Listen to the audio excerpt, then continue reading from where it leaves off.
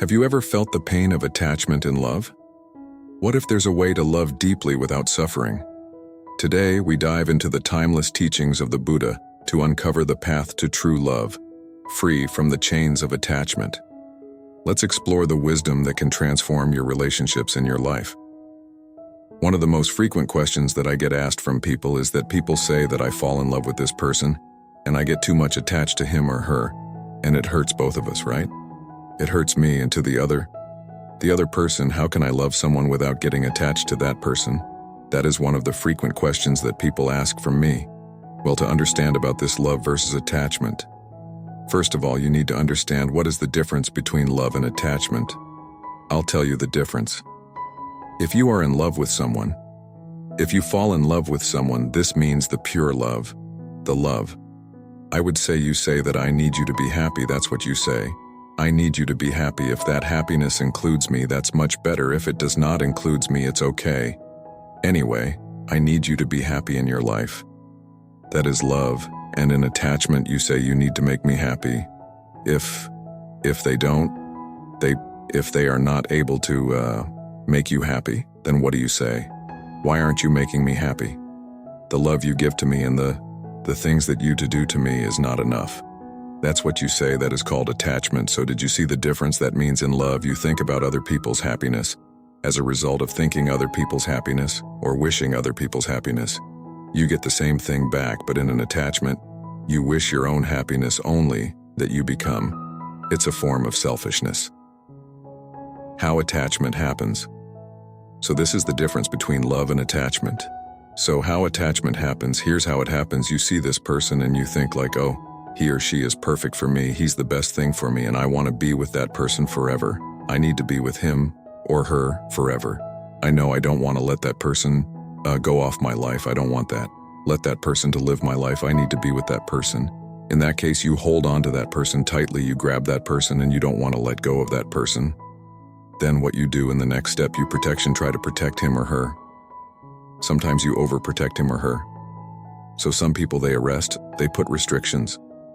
You should not use social media. You should not go and talk with other people. You should not come out of house. Remember, the more you try to hold on to someone's life and the more you try to control someone's life, chances are very, very high for you to lose that person, because if you dive into the Buddha's teachings, when you dive in deep into Buddha's teachings, but they say is that you live in your own private world as well as others. Same like you, other people are also private world. Living in their private world.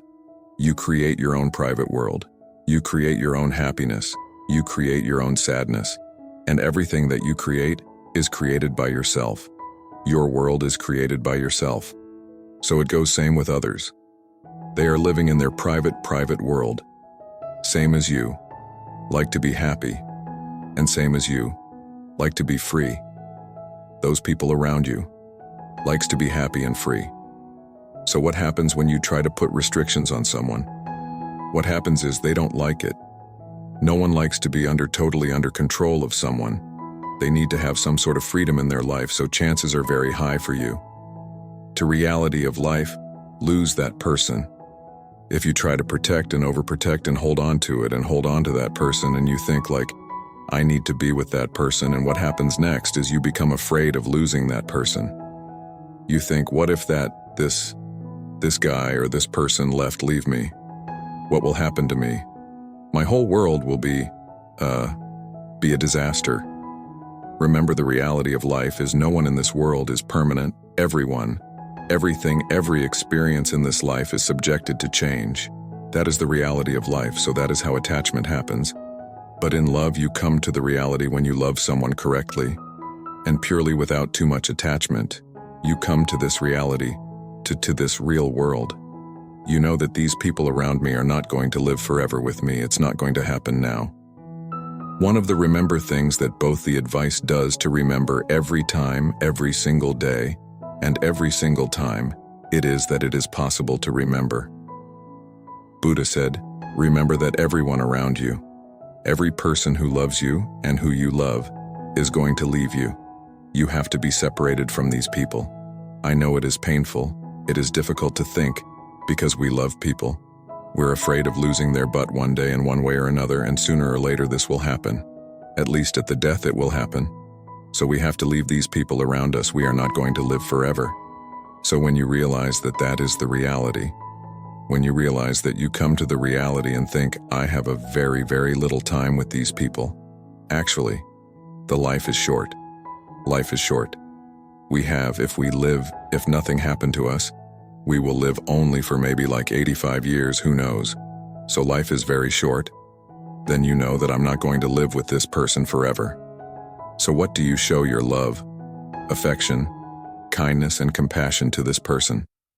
In the best way that you can in this little time, because you know that you have a very little time. So to love someone, you need to understand the reality of life. What is the reality of life? Everything is subjected to change. Everything is ever-changing. That is called anicca in Buddhism. It is not permanent, it is impermanent.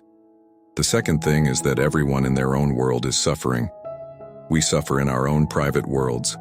So we have our own private and personal suffering, same like that others also are suffering in their life. So if we expect that other people to fulfill all the needs and all the requirements 100% in our life, that's not going to happen. Realize it, because everyone personally is going through suffering. Understand about this, that is called dukkha. And the third one is that no one in this world is totally under your control. You cannot control people. You cannot control people around you. Totally, that is called anatta. You're out of control of this world. The problem is we worry about the people that we cannot control. Can you control people's behavior? No, you cannot do that. Can you control how people behave and how people treat you, how people talk to you, how people think about you? No. That is their own business. So what you can control is how you live in this, in your life. The way you live in your personal life, that is totally under your control. So understand these three things. What is that? Everything is subjected to change. Everyone is suffering in their own worlds, and not everyone in this world is totally under your control. This is called the truth in this life. This is called the reality in this life. Once you understand this, you know, and you will learn how to be compassionate on people, have to love people, and then you can wish no matter what happens to you, if you stay with me or if you did not stay with me, it's okay. I wish the good of you. I wish the happiness of you. Then that love will never hurt you, but attachment, when you get too much attached to people, it will definitely hurt you. So wish the good for everyone, which is the happiness on everyone. And then you will find the business that you're seeking for in your life. True love is selfless and liberating. Attachment, on the other hand, binds us in pain. Let's embrace the Buddha's wisdom to love deeply without losing ourselves. If this video brought peace to your heart, don't forget to like, share, and subscribe. Join us at Buddha Enlightenment for more life-changing wisdom.